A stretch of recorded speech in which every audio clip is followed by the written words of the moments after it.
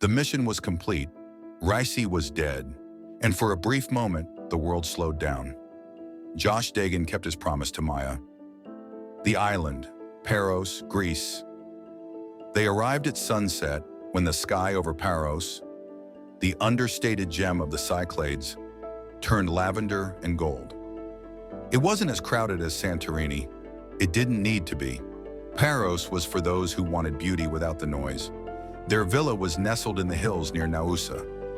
Whitewashed stone walls, blue shutters, an open terrace that looked out over the Aegean Sea. Bougainvillea spilled down the sides of the courtyard.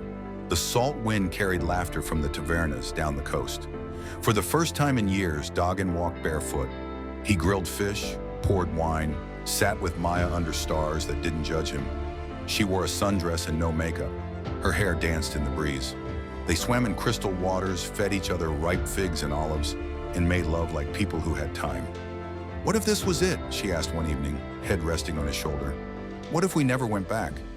Dagan didn't answer, but she already knew the truth. The departure, Istanbul Dagan arranged separate return flights. Maya would fly out of Athens. He would transit through Istanbul under a new identity, just to make sure no trail led to her. He arrived at Sabiha Gökçen Airport without issue. He cleared customs. He turned toward the private exit. That's when two men in suits flanked him. They didn't show badges. They didn't need to. "Mr. Yilmaz, this way, please." The Captivity, Turkish intelligence safe house. The cell was cold. The walls were tiled. There were no windows.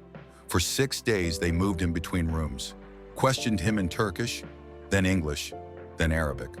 They wanted to know who sent him, who paid him, how he killed the Iranian president. They said Iran had issued a request for extradition. On the 3rd day, they beat him. On the 5th, they broke 2 ribs. On the 6th, they told him Mossad disavowed him. It was all part of the play. In Tel Aviv, Mossad director Yael Cohen stood before a press mic and stated firmly, "We have no operative by that name." But behind the curtain, Mossad was preparing an extraction. They had found the safe house, but the operation had to be clean, no diplomatic footprints. They needed Dagan alive, and Turkey couldn't know. The mistake. On the 7th day, a Turkish officer came in alone. He was careless. He left the pistol in its holster as he undid Dagan's restraints to move him to another room. Dagan moved like muscle memory, dislocated his own thumb, slipped the cuffs, broke the officer's neck in silence, and stole the sidearm. Within 4 minutes, 3 men were dead. He found car keys in the hallway and drove a battered Peugeot out through a maintenance gate before the alarms finished sounding. The escape by nightfall, Dagan crossed the border into Bulgaria, bleeding but alive. He collapsed just before reaching the Mossad asset safe house in Sofia. They found him with a fractured shoulder and a grin. "Took longer than I planned," he muttered before passing out. Maya in Paros. Maya stood on the edge of the sea, phone in hand. A single message had arrived. "I'm safe. I'll find you. Don't go far.